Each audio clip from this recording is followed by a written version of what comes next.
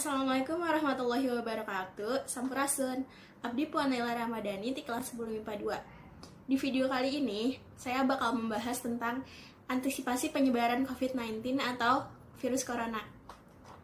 Virus corona berasal dari hewan liar yang diperjualbelikan di fresh market Wuhan, Cina.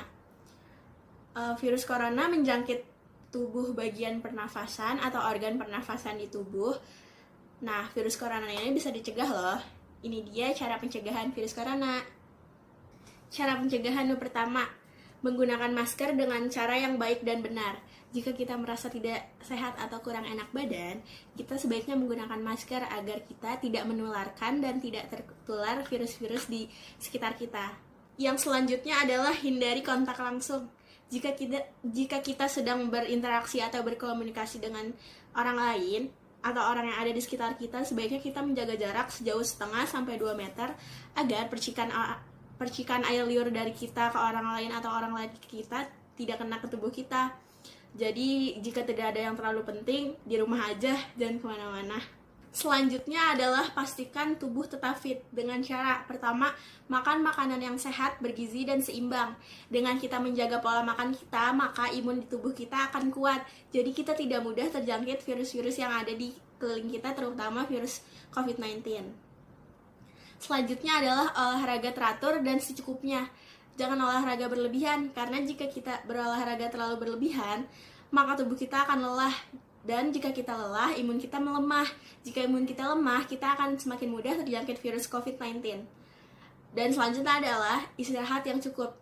Kita diharuskan minimal istirahat atau tidur 8 jam per hari agar metabolisme tubuh kita tetap terjaga. Selanjutnya adalah mencuci tangan. Mencuci tangan yang paling efektif adalah menggunakan sabun dan air mengalir. Sebaiknya tidak apa-apa sebenarnya menggunakan hand sanitizer, tapi lebih efektif menggunakan sabun dan air mengalir karena bakteri atau virus yang ada di tangan kita sangat mudah sekali terbuang jika kita menggunakan sabun dan air mengalir. Selanjutnya adalah kurangi menyentuh wajah, karena tangan adalah anggota tubuh yang paling rentan terkena bakteri atau virus. Sehingga jika kita menyentuh wajah kita dengan tangan yang kotor, maka bakteri atau virus itu bisa langsung pindah ke wajah kita dan dapat masuk ke dalam tubuh kita melalui mata, hidung, mulut, dan telinga. Jika kita ingin menyentuh wajah kita, pastikan tangan kita sudah sangat bersih.